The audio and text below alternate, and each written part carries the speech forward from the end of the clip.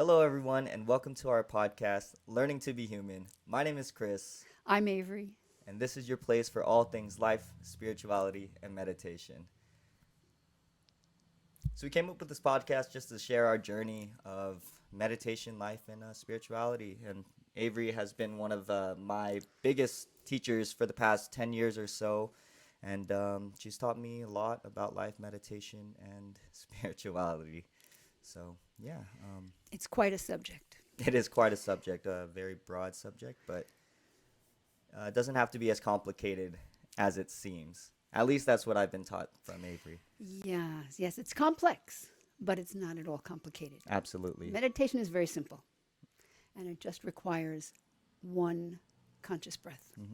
That's the way Absolutely. to start. Yeah. And you've always said that during our meditation classes. And every time I've tried to teach some friends, a lot of them tell me, oh, I can't meditate. I don't know how to sit still for that long. 5 minutes is way too long. I always tell them, it's okay. Take one breath. That's all you need. And you've meditated. And it seems to relieve a lot of stress and pressure It does. off their shoulders. Yeah. Yeah. I think that we set ourselves up with way too high a standard sometimes, and I personally believe that we should only set goals we can't fail at. Mm. I find that when I do that, I almost always exceed my goal anyway. Mm. And that's a great way to go. Here it is, one conscious breath a day. I can do that once a day. Attach it to something that I do every day. Wake up, go to sleep. I like going to sleep. And then I'm done. And sometimes I'm inspired to take 2 breaths, or 3 or 4 or 10. And we should never stop ourselves if we want to do more. But once we've done one, if that's all we can do, we say, yay, I did it. Hey, I'm done. absolutely. I'm a success. I'm a meditator. When we change the way we see ourselves and the words we use to describe ourselves, we see ourselves differently. And if I can see myself as a meditator, I'm going to do it. If I see meditation as something I can't achieve, I'm never even going to try it. Absolutely. And it's a phenomenal practice, It is. And life-changing. it is life changing, and for me, and it has definitely opened my perspective to a lot of differences that I may have seen as a younger adult or child, or just throughout life. Giving me the opportunity and space to see things clearly. It's like the lake story that you've always told us. Yeah. So when the water is rippled, the mind is rippled. It's hard to see straight. Yes. And it's hard to reflect accurately what's occurring. Mm-hmm. Yeah, it's a great image. Do you want me to tell it? Sure. Okay. Absolutely. If you think about a lake, maybe on a moonlit night with some pine trees surrounding the lake, and if the waters are smooth, and I asked you to tell me what the sky was just by looking in the water, you would see relatively accurately reflected the moon and the stars and the trees. But if the water is turbulent and I ask you to tell me something about the sky just by looking in the water, you might not ever see a moon or stars or trees. You might think it's fireworks or something like that, but you wouldn't see accurately. So when the mind is roiling like that water, how can I see clearly what's going on around me? And when the water is more still, I can see more accurately. When the mind is stiller, I will receive more clearly what's occurring around me. Absolutely. So, Yeah, and I find that to be a really telltale sign of my life, especially because for me, once learning meditation, it doesn't mean the water's always clear. correct. Sometimes I still get lost in the ripple and have to wake up again and say, oh, well, wow, I was gone for a little bit, but hey, it's like you said, that one conscious breath that is enlightenment, right? So Yes. that is when you're able to take that one time and be present. Yeah.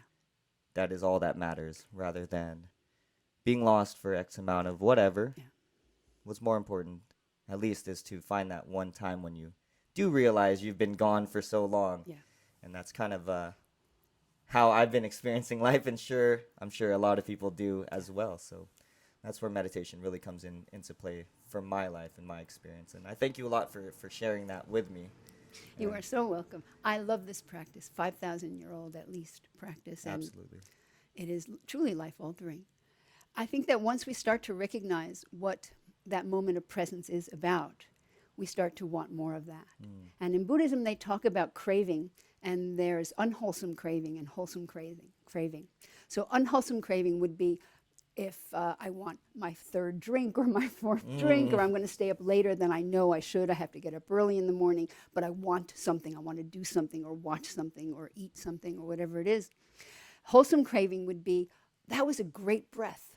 That one conscious breath just really calmed me down and made me feel better and gave me the ability to see what was occurring. So I want another one like that. So the Buddha would call that wholesome craving, that I want to be in the place where I am present and making balanced decisions. So with that wholesome craving, would taking that first drink and then having a second one, stopping at that second one, knowing you have work tomorrow, part of that wholesome craving as well? Well, I don't see why you wouldn't say that wholesome craving would be, I would like to be alert tomorrow for whatever it is I have, so I know the decision I make now is going to impact that. So that is just a wise decision. Okay. More of a wise decision. Decision, Okay. right. Okay. That makes sense. So where did you all start learning your practice of meditation? What I know it's a broad life of learning this, but Yes, because I'm very old. no. You have a lot of wisdom to share. So can you pinpoint the moments where you really decided meditation was for you? I can actually. My very first introduction to meditation was through Ram Dass, Baba Ram Dass. And Absolutely. when I was 20, a girlfriend and I drove across country. We spent 2 or 3 months driving around the country. From where to where? From Michigan, we ended up in California. Oh, okay. So Okay. from Michigan to California, stopping in all kinds of exciting and not so exciting places. And we ended up just by chance in Colorado, where Ram Dass was holding some kind of a workshop for 100. It was a really huge number of people. And we stayed about 2 days. I stayed about 2 or 3 days, and she stayed longer, and I took off with her car and met her in California. So that was my first introduction to meditation, and it was an eye-opener because Ram Dass was an incredibly brilliant master. He truly was. He understood things, and he had such clear ways of explaining these very simple practices that are very complex but not at all complicated. It always comes back to the breath. So that was my introduction. I meditated on and off for a few years after that, and then became a serious meditator probably in my early 30s, maybe 8 or 10 years after Wow. that introduction. Wow. So what does it mean for you to be a serious meditator then? For me, a serious meditator is meditating every day Okay. with at least one conscious Yes. breath. Good. Right? That's all you really need. I often do more than that. And then 23 years ago, I certified to teach yoga and meditation. That was my first of 4 certifications. And that's when I started to teach this practice a little bit. But it was a couple years after that, after practicing for so many years and starting to really recognize that so much of my practice was about thinking, what am I doing? What is this all about? When is the time going to be over? And I realized that I'm not alone. A lot of people were going through that in meditation. People were dropping out all the time. And I said, but this is such a valuable practice. What is missing in what I'm learning about this? What can I put together to say, I need to stay here and start really doing my practice seriously? And I started to understand that what was missing for me, at least, were, first of all, the grace of saying one conscious breath a day is enough. Because most of the time they'd say, okay, sit for half an hour. Yes. Half an hour is excruciating when your mind continues to go. Just because you're not speaking or interacting doesn't mean that you're actually meditating. And if you're lost in thought, you're not meditating. So I started to recognize that there were a lot of people out there with scattered pieces of information that I could put together, starting out with being compassionate with myself, so that I could say one breath a day is plenty enough, something I can't fail at. So I added that to my everyday existence and started to think of myself as a meditator. More often than not, it led to many more breaths than that. Then I realized that one of the things that was really important was for me to know enough techniques of meditation to stay in the time I promised myself I would be. And that's where your toolboxes come into play. Exactly. All the tools in the toolboxes. Right. Okay. So learning a bunch of different ways to meditate every time you sit down, you never know what's going to happen. You never know what your mind is going to be like and how directed it will be. So I sit down with one particular thought, the bell, breathing in through the nose, down the spine, into the belly and pelvic floor, big abdominal breathing, breathing out. That's the conscious breath. We'll do that in a minute so that everyone can do it with us. But after that, who knows what I'm going to need to stay. So I'll pull out one of my techniques, maybe a counting, maybe some kind of other breath practice or a contemplative practice. And if that works, then it will get me through the minute or 5 minutes or 10 minutes or hour or whatever it is I've decided to sit. If that one didn't work, toss it out immediately, take another one. See how that works. I might spend the entire minute or 5 minutes or half an hour or hour going through every single tool in my toolbox. But I have fulfilled my promise to myself that I'm going to sit for that length of time, whatever it is that's achievable. Sometimes I pick a practice and that's it for the whole time. Often it's something in between, 1 or 2 practices, 3 practices. But I feel that it's so important for us to honor the promises we make to ourselves. We are so ready to let ourselves go. We are so ready to put ourselves last. And I don't think that's the best choice. Yes. Everything has to start with us. If I'm not compassionate with me, how can I be compassionate with you? Absolutely. Yeah. It's the reflection of the mirror, and how people treat each other is more often than not how they reflect on their own selves. At least that's how I can say on myself. When I'm not feeling very healthy on the inside, spiritually, mentally, physically, I know the way I see others is purely a reflection on me at times. But when I'm really working on myself, doing things like gratitude meditations, I recently did that the other day, which felt like a huge relief off my shoulders. I felt maybe the past 6 to 8 months from last year till now was a very tumultuous time. And it's so easy to put that mask on and to say everything is good. And maybe it seems like everything is good. But I sat in meditation for all of 10 minutes maybe. But even before that, I looked at my chair and said, not today. I don't want to do it. And then I thought of you saying it's so much easier to not do it rather than to just sit and do it. Right. And that's what gets me to the cushion often. Yeah. Is the thought, well, it's just too easy not to do this. Yeah. And besides, what else am I going to do for that minute or 5 minutes or half an hour that's really of more value to training my mind than to sit in meditation and just be with whatever's going on? That's the key. I don't need to change it. It doesn't need to be wonderful. It doesn't need to be nirvana. It simply needs to be me right here continuing to return to the breath. Absolutely. Essence of meditation is if your mind wanders 1,000 times, you bring it back 1,001. And that is so true. It's almost always going to be a comma. Absolutely. Dot, dot, dot. Right. Right.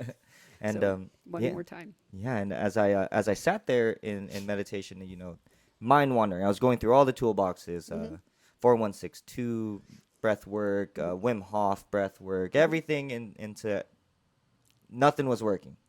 And then I sat there and I started to think of every person that I could think of at the time that has impacted my life, whether it be the smallest thing as a hello or a big thing.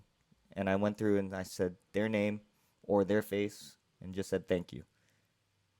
And What a great practice. yeah, it was a wonderful thing because I don't think I've ever actually done that where I thought of, sometimes I do meditation gratitude practices where I say the big people in my life, all the people who have really impacted my life, but leave out the smallest interaction that I've had with someone. And I thought of maybe 60, 70 people, and I just said their names, people, and I also repeated to myself, everyone that is closest to me now. So it kind of left the burden of people that aren't necessarily in my life anymore. I don't have to change anything that is outside of what is now and who is in my life right now. So the people that I want to maybe reach out to and say, I'm sorry or whatever, I said, not today. I need to give thanks to the people who are here now. Yeah. And that really, my shoulders dropped and I just started breathing. I had a couple tears come out and I said, I'm okay. I feel surrounded. I finally felt again surrounded by the people that are in my life and the people I see every day. All my work friends I see every day, Yeah. all the people I talk to. Never sat there and really said thank you, Yeah. you know. So that was one of the And they don't nicest. have to hear the thank you Absolutely. for it to be valuable. Hmm. Yeah.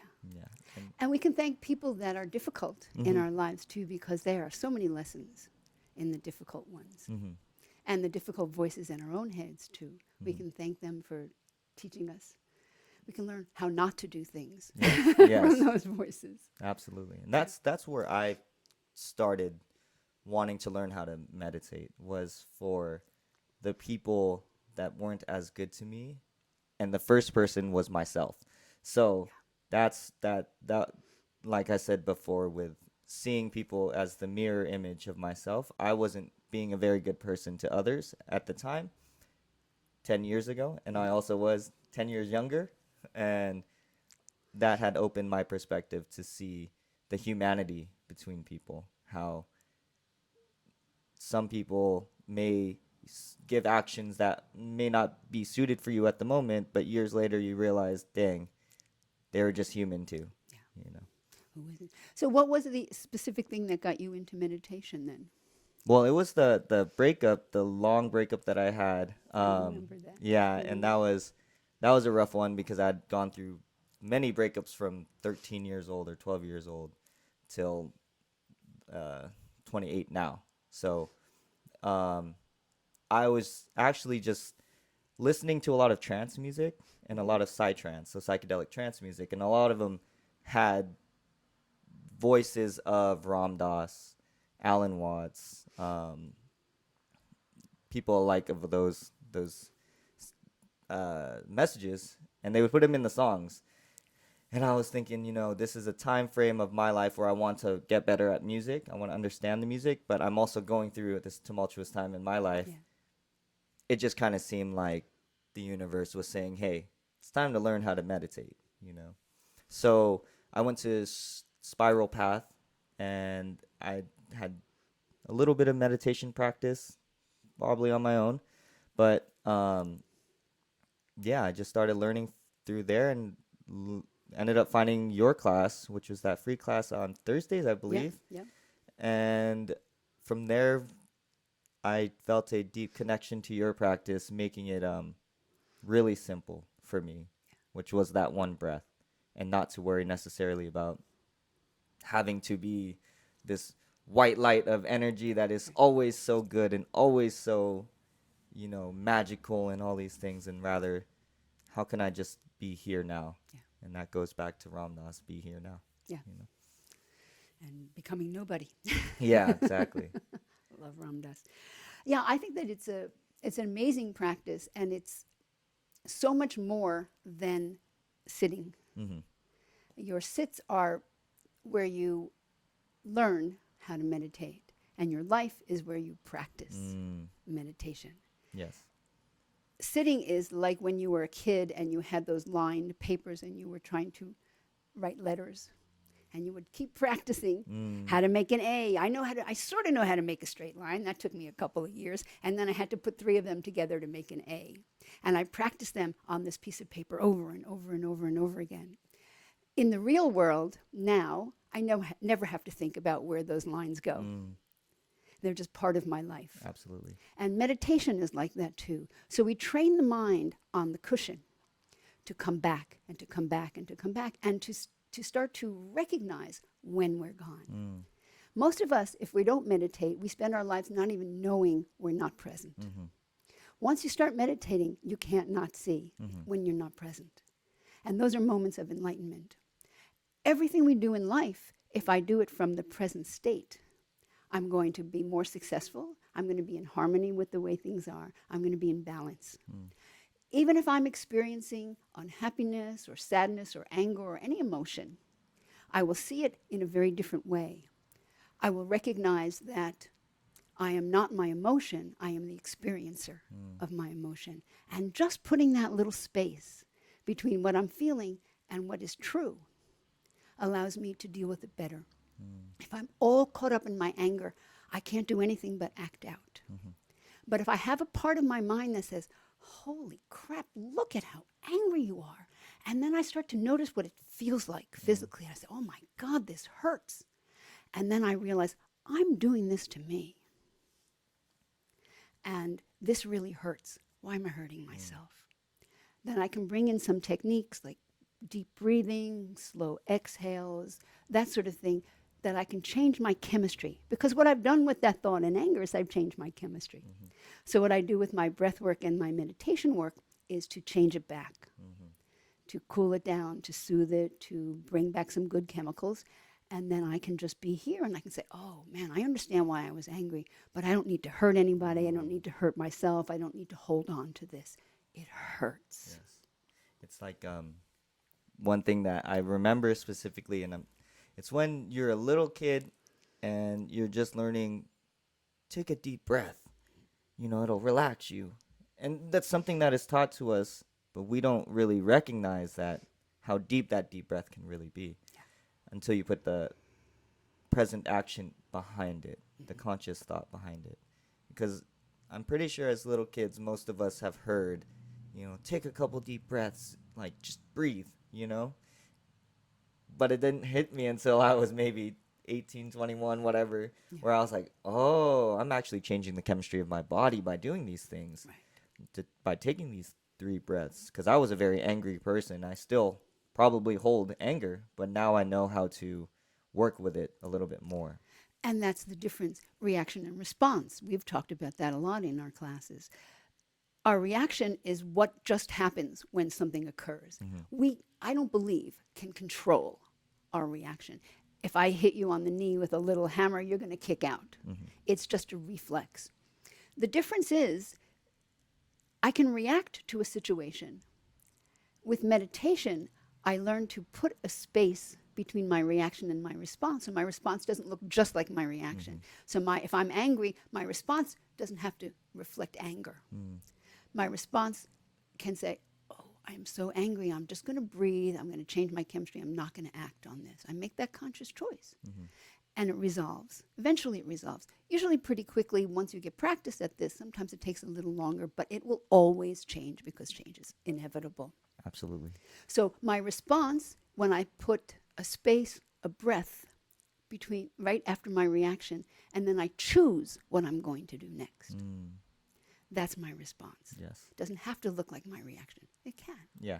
But it doesn't have to. Absolutely. I mean, I still feel that way too when something happens and I get heated. Yeah. But then you have to cool yourself down. Or maybe you don't. Maybe you don't. And then you realize it later. Yeah. I could have changed it differently. I could have done that a little bit differently. But that moment's gone Yes. because each moment is gone. Absolutely. And the next moment will present you with truly an endless set of opportunities for the next. Yes. For the next choice, for the next response. Yeah. It's really funny. A friend of mine, longtime friend, recently reached out to me after maybe a year or so of not speaking to each other for no particular reason, just life happens, right? Yes.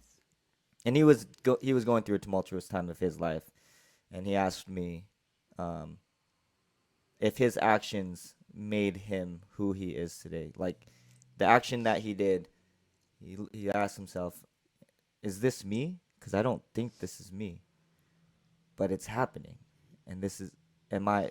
And I looked at him and I said, "Man, it happened, but every action after this can be your choice to choose whether to do that or not.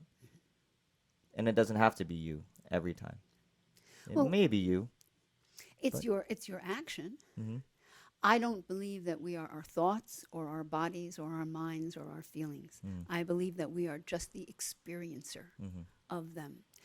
How I react to things is how I was trained from Absolutely. childhood. We're born as these unformed balls of neurology, and we learn to put edges around things. When a baby looks out, an infant looks out in a room, he or she will never see the wall, the door, the window, the picture, the chair, the table. They don't have words for that. They don't have concepts for it. It's just shapes without any edges. We eventually learn to put edges on everything. We learn to box everything up and label everything and name everything. I think it's very advantageous. At the same time, we have to recognize that we've done that. And that those edges are not as true as and absolute as we think they are. And the same thing goes with our emotions, our feelings, is that we think, I'm an angry person. Well, if I say I'm an angry person, I am an angry person. If I say to myself, God, I'm experiencing so much anger, then it's not who I am, but it's what I'm experiencing. I have power over that. I can control that. I can change that, like you were telling your friend. The next moment is now open for you to make a choice. But if I can see myself as an angry person, then my reaction will probably always be out of anger, because that's the way I'm seeing. But I can see myself differently. I can change the edges of who I am, because I'm not my feelings. I'm not stuck with the crap I was trained to in childhood. Maybe not everybody was trained into the kind of crap that I was, but it doesn't matter. I get to really see and say, oh, here's my initial reaction. What do I want to do about this? How do I want this to unfold? Because every moment I get a chance to see how my life unfolds and to make new choices, no matter what I made the moment before. I can make another one now. Amazing. I don't know what else is true. Yeah, absolutely. Yeah, and you were speaking of how now through your training of yoga and meditation, where has that taken you as far as teaching others? You know? Well, we learn by experience. So I've just spent decades now paying attention to me and my body in yoga and my mind in meditation. I take a lot of classes. I do a ton of reading. And I am always looking to find somebody who can explain something to me in a way that makes me say, oh, look at that. That is so true. It's usually something simple. So I think that where it's taken me is to a life of a tremendous amount of reflection.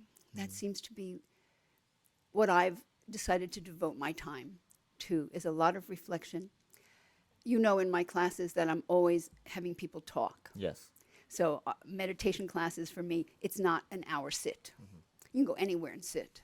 Yes. You can find people to sit with anywhere, everywhere. But to talk about it, I think, is really essential. Like you were asking me before, what made the difference? It was being able to encourage people to talk about what's going on with them. Too many times in situations like meditation, for example, we will think stuff. I did this for decades, thinking, I don't know what I'm doing. This is crazy. When is this time going to be over? I'm uncomfortable. And I really thought I was the only one. Everybody else seemed to be calm. They were just sitting there with their eyes closed. I realized I don't know what's going on in their heads. I found out later that they're thinking the same damn things I am. Right? Absolutely. So in the classes, we talk about this. And I think that this has been a great opener for me, too, because I know I can think of a lot of things, but the students come up with amazing things that go on in their heads, and the way they see things and the way they will change the meditations that I teach to suit themselves, which always makes me happy. When I teach a meditation, it's a technique that works for me. And what I'm always hoping my students will do is say, how can I just modify this slightly? What are the words I need to change just a little bit so that it really resonates with my heart? If it doesn't resonate with you, if you're just following by rote the practice, you're going to give it up. But if it's something that really resonates with you, these are words that work for me most of the time or all the time, or however you want to see that, then I'm going to keep going. My goal is to have the whole world meditate. I think it would change the world. Absolutely.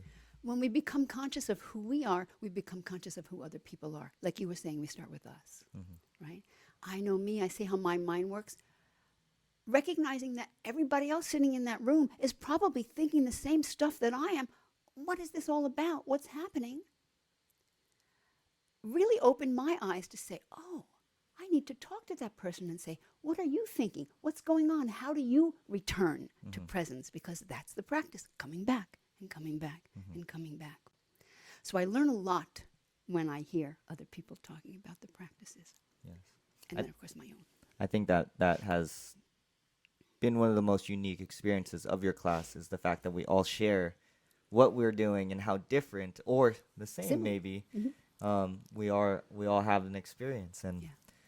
and that's why having a human experience is we're all having this human experience together, Yeah.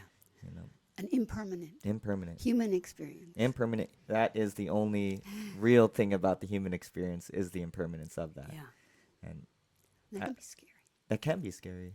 I remember um, finally realizing that, and it kind of lifted the weight off my shoulders personally. Just seeing that at one stage in our life we will pass, Hmm.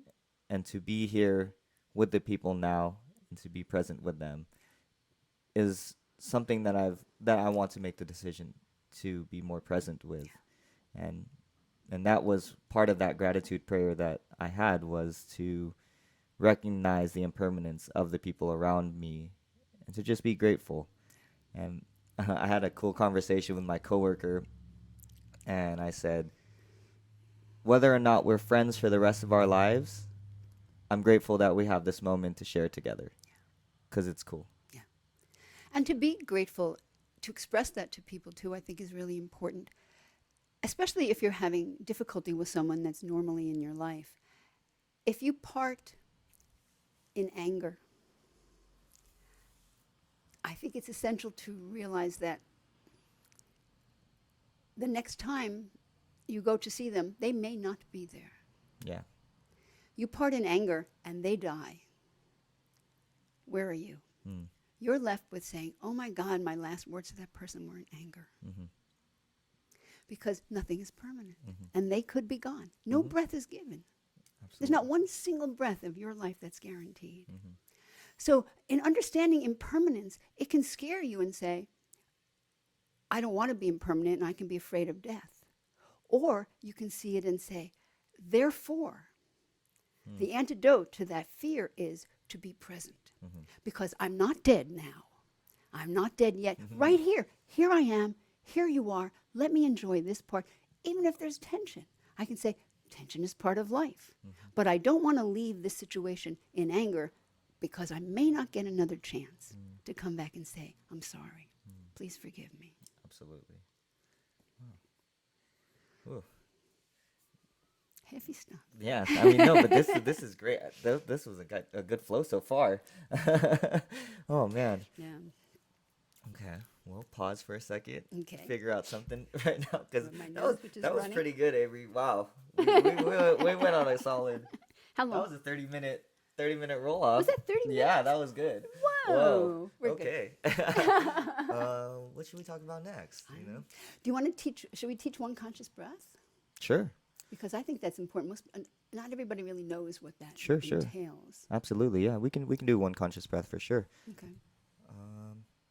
Go ahead. Yeah. Alrighty. Do you want a bell? Yeah, why not? Okay. We got your oh, is this the bell I love? I've been using this bell in my meditations, and I've actually found that this bell, you usually go like that. Sing, yeah. It sounds nice to sing, but when you ding it on different parts of it, the Different frequencies like crash and clash, and then it just resonates Show me. completely different. So like.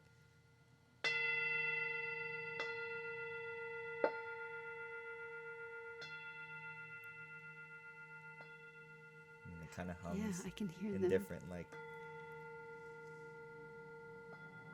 Because when I circle it, it gets a little rattled, but when I bing it, it like naturally just starts going in its Vibrates. own. Although it sings more easily than any bell I have ever known. This bell loves to sing. It's a beautiful one. It is absolutely gorgeous. Be careful. Okay, wait. Non-stealing. It's one of my precepts. Don't take anything not freely offered. I'll Okay. record some samples for you. Okay. If you ever decide to get rid of it, it's mine. Okay? Or I can get you your own too. Will it sing as beautifully as this? We'll find something that's All right. really nice. All righty. Mine don't sing as nicely. That's as this. okay. It's okay. So let's do a conscious breath. How would you describe that? Yeah, go for it. I would describe a conscious breath as one deep diaphragmatic or abdominal breath. And that's an essential part. So if people have become chest breathers, they first have to learn how to belly breathe. Okay? We are all born belly breathers. It's if you look at a little baby lying on its back, an infant, the belly goes up and down like a little bellows. It's amazing how that belly works because physiologically that's how we breathe. The diaphragm is the major breathing muscle, and all of your chest muscles, your rib muscles, your shoulder muscles are secondary. So if you change from belly breathing to chest breathing, you're only using secondary muscles and you just can't get as good a breath. In fact, when you breathe abdominally, you get 8 times the oxygen as when you breathe from the chest. So the first thing you have to cultivate for any breathing is belly breathing. So I would recommend that somebody sits for a moment, put their hands on their belly, and breathing only through the nose, inhaling and exhaling. Inhale so that you feel that as if the air were going into the belly and you're pushing the hands away with that breath. And when you exhale, you use the hands to push the belly in to remind that's how it goes. Inhaling, you expand like filling a balloon. And exhale, you push in like squeezing a balloon. So that was one conscious breath. So, but getting that belly going. What I like to think of when I'm doing that conscious breath, whether you've got your hands on your belly or not, you inhale in the nose. You imagine that it comes in the nose, goes down the spine, fills that belly, presses into the pelvic floor. And when you exhale, that breath comes out from the belly, up the spine, out the nose. So inhale, you follow the full path. Exhale, you follow the full path out. That's a conscious breath. We just did several because it felt so good. It did. Almost didn't realize we were taking more than one breath, so I wanted to keep going. Yeah. So that's the practice. Do that once, do it 10 times, at least once. Can't fail. You got to breathe. We're breathing all our lives. We just don't pay attention to it. Exactly. And one of the ways to pay attention is to recognize you can't breathe in the past. Can't breathe in the future. You can only breathe in the now. That's right. So when you pay attention to the breath, you're here. That's why one conscious breath is enough. That brings you here. More? Go ahead. Yes, absolutely. Because it feels good. Wow. Well, would you like to lead us through a little meditation Okay. and close us out on this first episode of our podcast? Sure. Should we do my basic 1 to 6 meditation? Sure. Whatever you feel. We'll give our people some tools to use for their practices and hopefully spark some inspiration and some changes in their lives. So that would be please nice. after you. So let me say there are 3 types of meditation. There's guided imagery, focal point, and contemplative meditation. So these breath practices where we count the breath, either the inhale and the exhale separately or any of the holds, or we just count the breathing itself. Those are focal point meditations because we're just focusing on the breath. And we count just to stay present. So when you do counting with the breath, you want to be aware of both the breath itself and the count. They want to hold equal weight in your mind for that, the best you can. You may go back and forth and the breathing may be more and then you lose count and you start again. You smile and start again. So always smile. Always smile and then start again at 1 or whatever the number is that you're starting at. So this breath practice I call 1 to 6. We're going to be counting inhales and exhales. Each one's going to have a number. So inhale will be 1, exhale 2, inhale 3, exhale 4, inhale 5, exhale 6, and then you start again at 1. With this practice, what I like is that you can breathe in 2 different ways. You can do that deep abdominal breathing nice and rhythmically, and when I get you going on this, that's the way I'm going to do it. Rhythmic breathing, I'm not going to pay any attention to the pauses between inhale and exhale and inhale. When you do it yourself, you can do that breathing, or you can just let the body be breathed and count whenever the inhale or exhale comes, whatever you're on. If there are any natural pauses between inhale and exhale and inhale, you honor those. But you don't need to create any. Okay. Some of our breaths, we do create them. So I will do 2 or 3, 1 to 6s with you. The speed I go at is my suggestion. If when I leave you for a couple of minutes on your own to breathe, I want you to make it what works for you. Faster, slower, controlled breath, normal breathing, whatever works, okay? Okay. But if you go past 6, you smile this moment, you notice, yes, and start again at 1. Okay? And I think that's the fun part of these practices is sometimes I'll be going to 8, 10, when the task is to go to 6. So 6. you got to just be present with it. Okay, let's do Which this. is why Let's we have do fun. this. Alrighty. And also, So let's have fun doing it too. let's have fun It's doing not so it. serious, right? No, it's really not. So let every bell sound remind you to take a deep breath through the nose, down the spine, into the belly and pelvic floor. And when you exhale, exhale out the nose, or out the top of the head, or out of every pore of the body. Breathing deeply through the nose, down the spine, into the belly. And breathing out through the nose, top of the head, every pore. Take a few more breaths like that as you tune into the breath, practicing deep abdominal breathing and following the full path of the inhale and the full path of the exhale. And when the breath has become some kind of lovely rhythm, take a part of the mind and start to scan the body for places of tightness and holding. We typically carry tension between our eyebrows, so let that space spread. Even with the eyelids closed, we try to see, so let the eyes fall back away from the eyelids as if they were making impressions on the brain. Let the lower jaw relax, dropping like an elevator away from the upper jaw, right from the joint in front of the ear, the TMJ. And when the lower jaw drops, allow the tongue to come with it as it detaches from the roof of the mouth. The tongue may feel heavy, as if it's sliding down the back of the throat, or it may feel light, as if it's floating in the mouth. Either way, it is not attached to the roof. And this 1 to 6 breath practice, we will start breathing together, but we may not end breathing together. So take a big inhale through the nose. Exhale all the air out. Then inhale, count of 1. Exhale 2. Inhale 3. Exhale 4. Inhale 5. And exhale 6. Inhale 1. Exhale 2.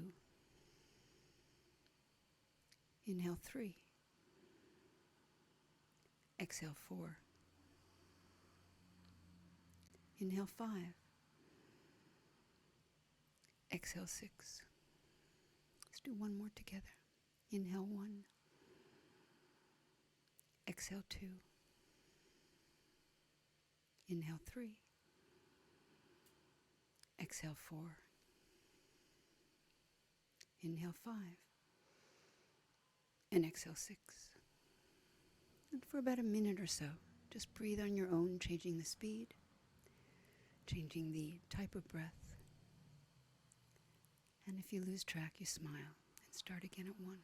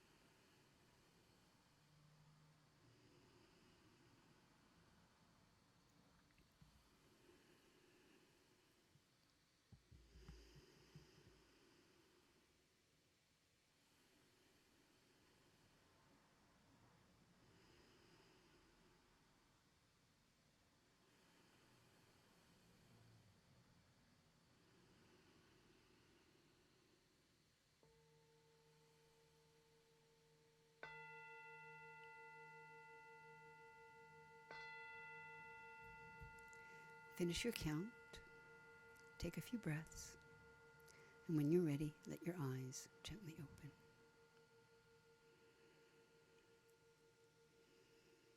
and smile. How was that, Chris?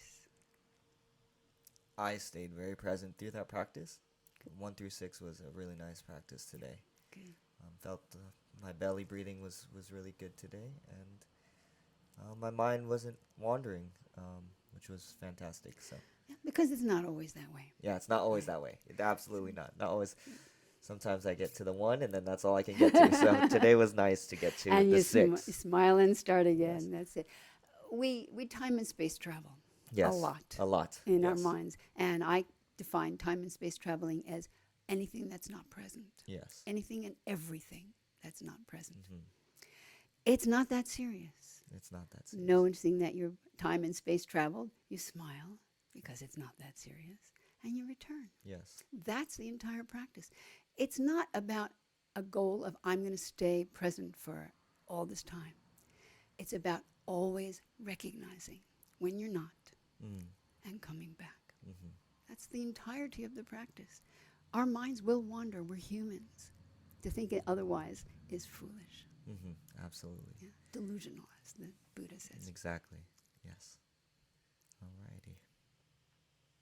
Well, thank you so much for sharing this practice with us today. And I thank you for allowing me to share with you all, and you in particular, my friend Chris. Absolutely. And we hope to share some of our practices and experiences with everyone who's going to be joining us through this adventure of our podcast. And learning to be human doesn't have to be all that hard. Although there are some times where it may be difficult, it doesn't have to be hard. No, it doesn't have to be. I think that the hardest part is what we think we should be. Mm-hmm. Is when, as one of my therapists said, you shoot on yourself. Yeah. Stop shooting on yourself. Stop shooting on yourself. Absolutely. Stop shooting on yourself. Yes. And be here in whatever it is. We don't have to solve anything. We don't have to change anything. We just have to know, aware, what is occurring. And in that moment of knowing, then you have the choice. You have no power any other moment but now. And if I want my next now to look different than this now, I have to change this now to reflect in the next one. Yes. Yes. So, Hariyam Bolo Satguru Maharaj Ki. I thank you for this practice. Namaste. Namaste.